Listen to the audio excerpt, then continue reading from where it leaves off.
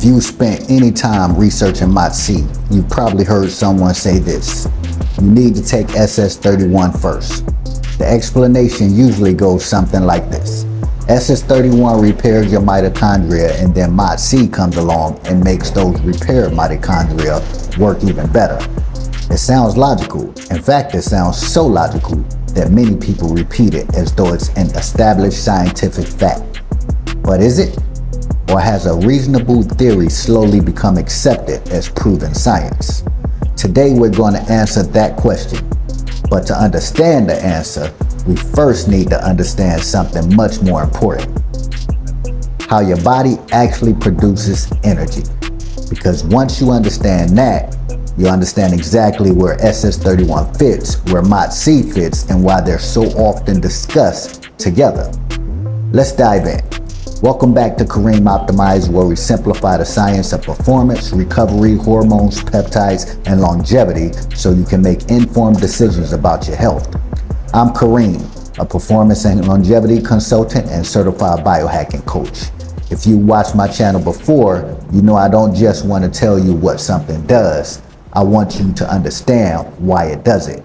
Because once you understand your physiology, you're much less likely to fall for the hype, and much more likely to choose the right tool for the right reason.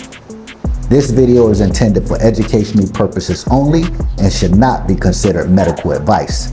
Decisions regarding peptide therapies or prescription medications should always be made in consultation with a qualified healthcare professional. Now let's start with a question that almost nobody asks, but everyone should. Where does your energy actually come from? Think about the last time you felt completely drained. Maybe your workout felt harder than usual. Maybe you recovered more slowly. Maybe you simply didn't feel like yourself. Most people just say, "I don't have any energy today." But have you ever stopped to ask, where does that energy actually come from? Because if we don't understand where energy comes from, it's impossible to understand how a peptide like SS-31 could influence it. To answer that question, we have to zoom all the way down to the level of a single cell. Let's meet your body's power plants. Inside nearly every cell in your body are tiny structures called mitochondria. You probably heard them described as the powerhouses of the cell. That's true, but I think there's an even better way to think about them. Imagine every cell in your body owns its own miniature power plant.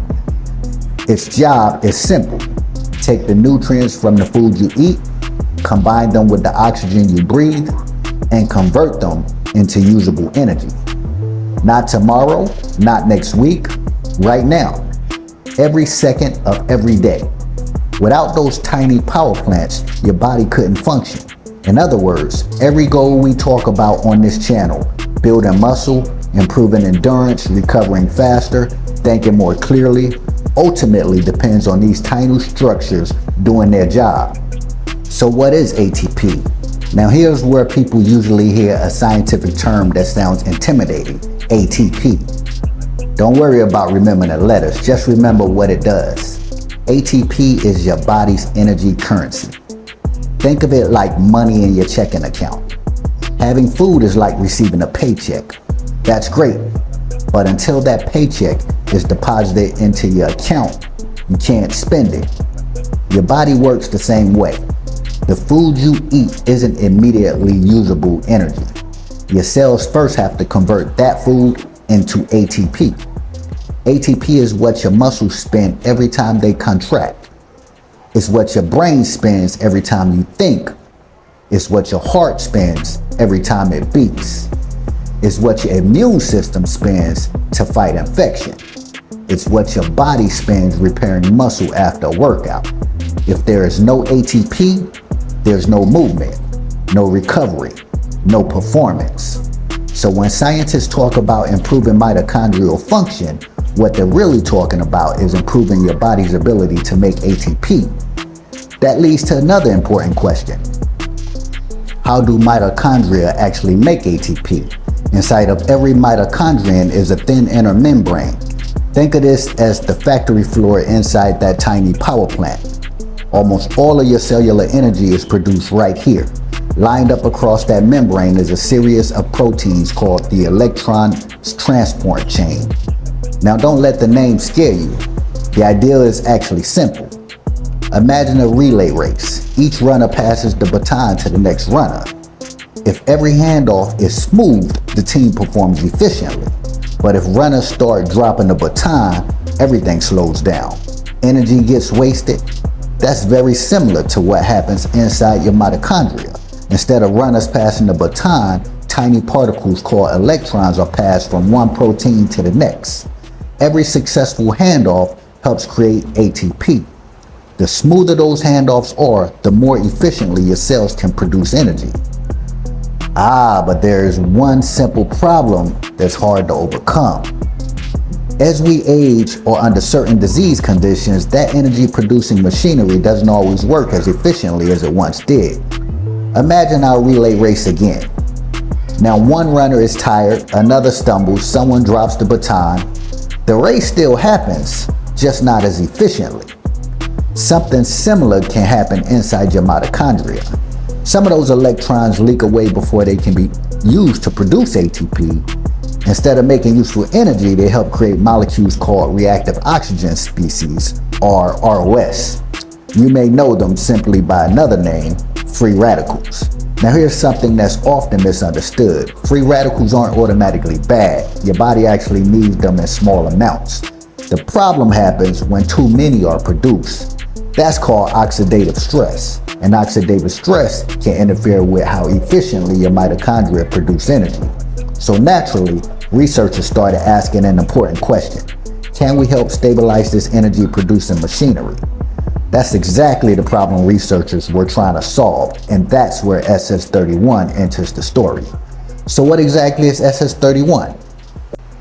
SS-31, also known as Elamipretide, is a synthetic peptide specifically designed to target mitochondria.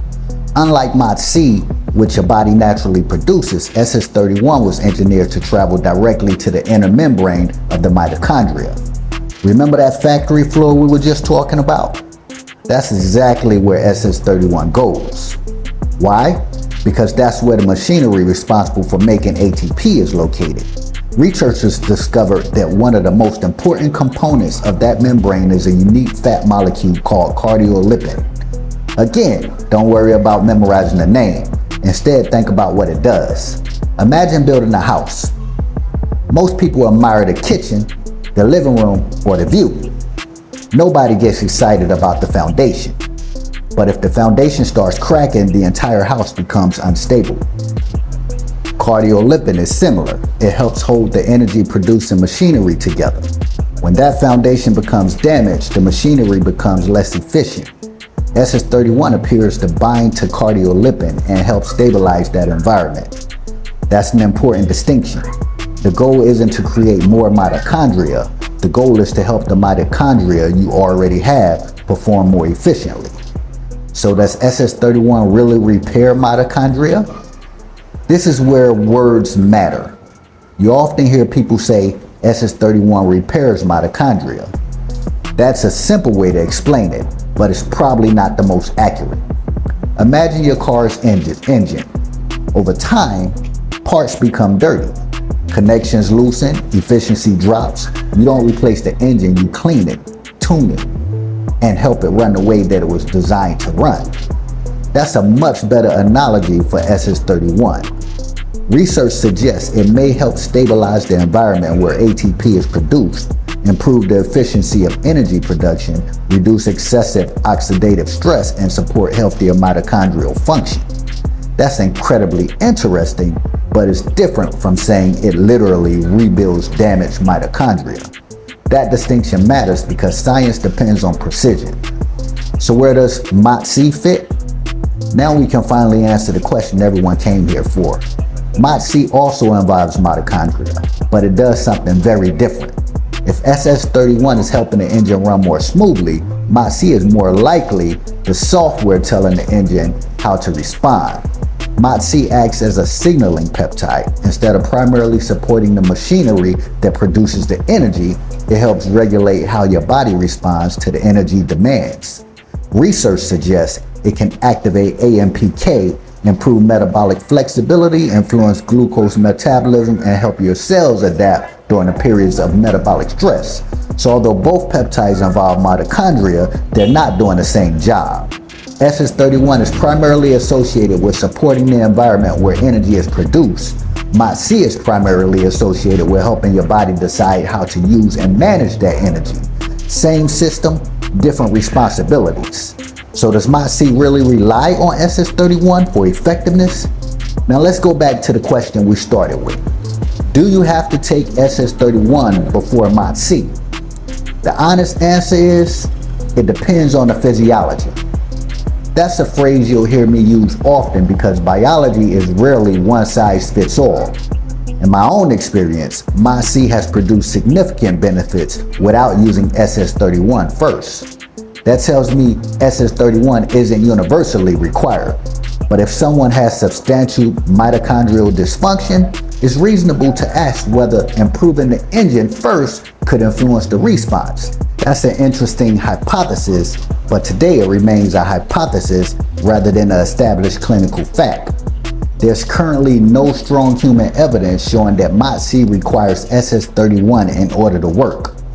There are no clinical trials demonstrating that SS-31 must come first, that MOTS-c fails without it, or that using them in a specific sequence produces superior outcomes. So where did the ideal come from? Mechanistically, it actually makes sense. If you want an engine to perform at its best, you might first want to make sure the engine itself is running efficiently. That's a reasonable theory, but a reasonable theory isn't the same thing as proven evidence. Right now, the ideal that everyone should use SS-31 before MOTS-c remains a hypothesis, not an established scientific fact. I actually think there's an even bigger lesson here. One of the biggest mistakes people make in health optimization is asking, what's the best peptide? That's usually the wrong question. The better question is, what physiological problem am I trying to solve? Poor mitochondrial function? Hormonal deficiency? Poor sleep? Insulin resistance? Recovery? Nutrition? Every tool has a purpose.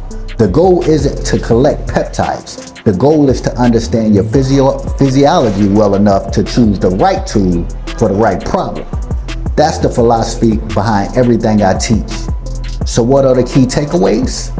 SS-31 targets the inner mitochondrial membrane where your cells produce most of their ATP. It appears to support mitochondrial efficiency by helping stabilize the environment where energy is produced.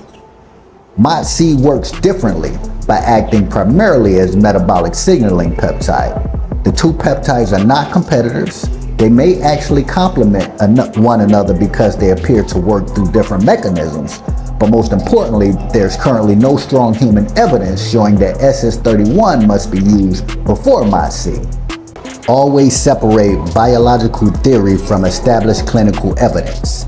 If you found this video helpful, please like the video, subscribe to the channel, and let me know in the comments. After hearing this explanation, do you think SS-31 and MOTS-c are competing peptides, or do you see them as two different tools designed for two different jobs? If you'd like to learn more about evidence-informed performance optimization, pharmaceutical-grade peptides, hormones, and longevity strategies, visit KareemOptimized.com.